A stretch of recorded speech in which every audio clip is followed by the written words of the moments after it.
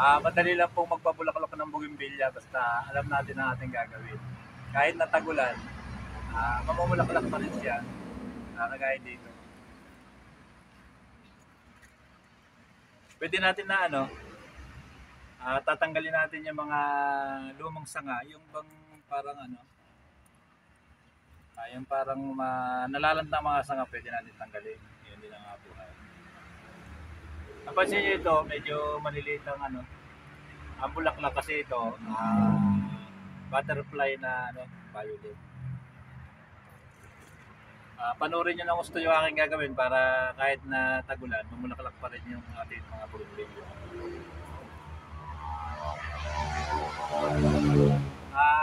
Pwede pa po kayo nakasubscribe sa akin kasi 42k pa lang ang subscriber ko.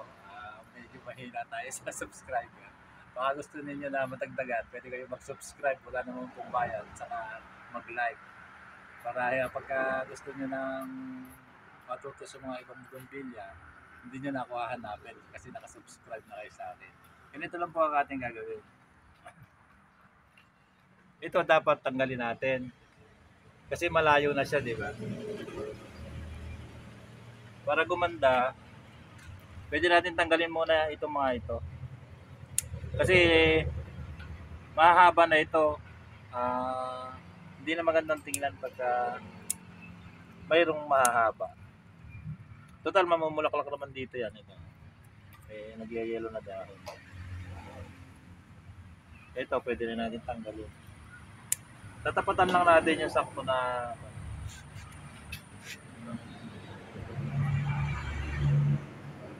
ito, tanggalin na rin natin. Para maganda ba ang forma. Ito medyo ganito lang yung mga pag-aalaga ng mga bougainvillea. Papansinin nyo. Pagka medyo kulang na yung lupa, medyo maalaga din para mapabulaklak natin ng tuloy-tuloy. Pwede natin dagdagan ng lupa ito kasi kulang na. Gagawin lang po natin. Dadagdagan natin. Kahit yung risal lang, kaya may konting halo na lupa, okay na. Kasi katatagal ka, didilig natin, nagbabawas din siya ng lupa. Okay na yan.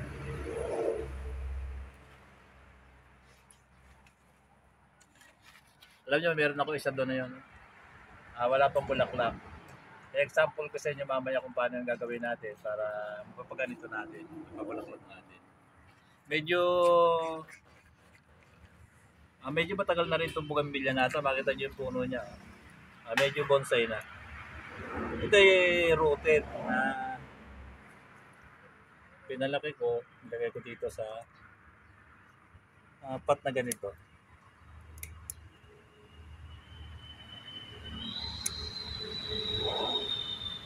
Kasi kung hindi naman natin na alagaan ng husto, hindi nga tayo makapagpapabulaklak kapag tagulan. Dahil dito, kahit pa paano, may bulaklak pa rin. Hindi, okay na to. Hindi naman natin naabunuhan ito kasi marami siyang bulaklak. Lagay ko muna siya dito. Diba? Nadami pa yung bulaklak niyan.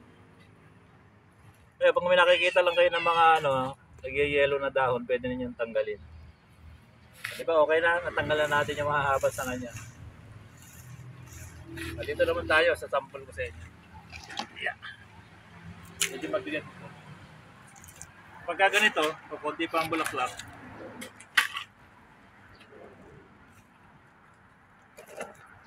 lalaro yung ako ko. Pwede na natin tanggalin din yung medyo mahahaba. Ito medyo payat yung bougainvillea, di ba? Kasi pag nabobonsai na ganito na, talaga medyo lumiliit yung mga mga dahon niya. Pero kung mamulaklak ito, marami. Babawasan lang natin yung mga dulo, yung mga usbong niya na bago. Kasi hahaba ito.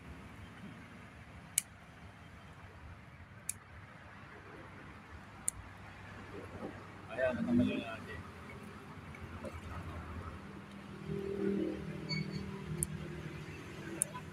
Pwede rin natin tanggalin yung mga sanga na hindi natin gusto. Yung medyo mahaba na siya. Yung medyo lumalaylay ba.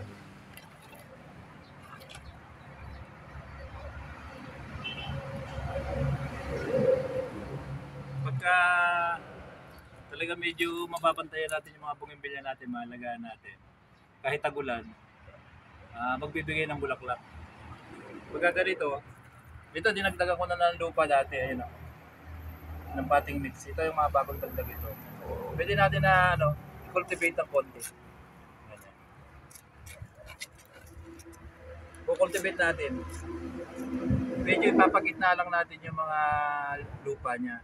Yung gawing gilid, ipapagitna natin.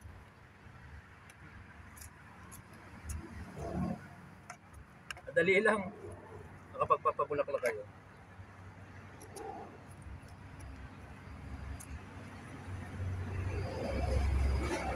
Pwede rin natin tanggalin yung mga pero ito wala naman ito na mga sanga na nalalanta.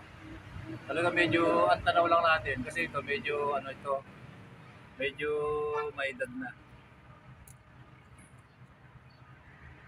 Ang ginagawa ko dyan pag na cultivate ko ng gano'n, inaabunuhan ko. Kunin ko lang na po.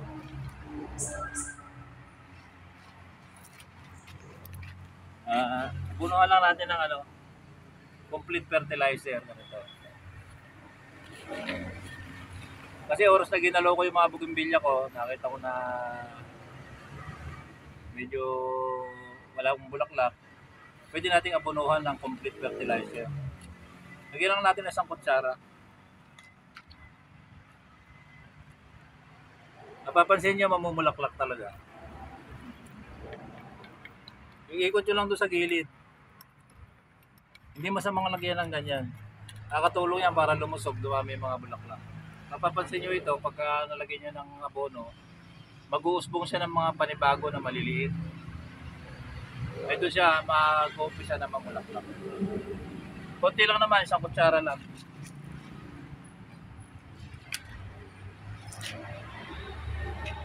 Dapat lang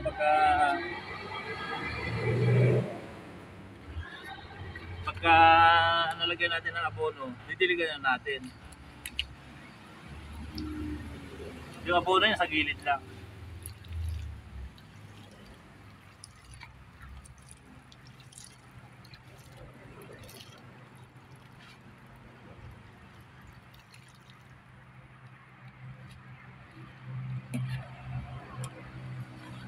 Napansin nyo yung pinaglalagay ng mga bougainvillea ko, mga kawapat. Ayun, pare-pareha sila.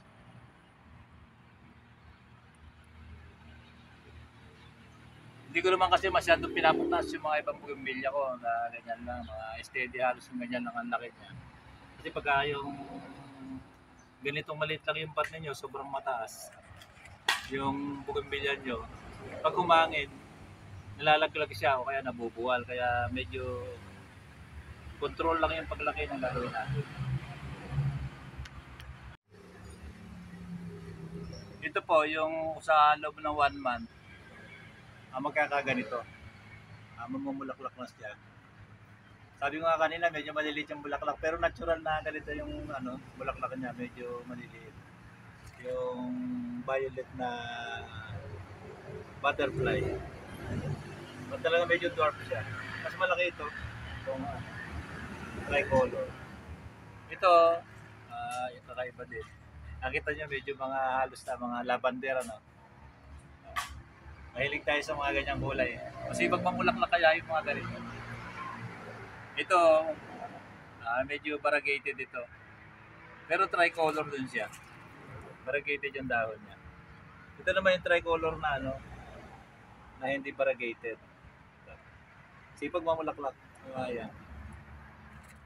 O ganun lang ang gagawin ninyo. Kahit na tagulan. Madali lang kung mamulaklak. Basta alam lang natin yung gagawin natin.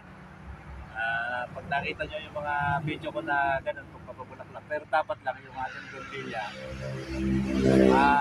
Yung mga akin, direct sunlight, pagkaraan, may hangiran. Naka-hanger siya naman. Ito, binuhat ko lang kasi dito ito para ma-video ko sa inyo. Nandito na lang at maraming salamat sa panonood ninyo ng mga video ko. Lalo sa mga tatihan. Ay mga paguhan naman, pag nagustuhan nyo yung video ko ito, please like, share, and subscribe. Pakihit yung notification bell para maging updated kayo sa mga susunod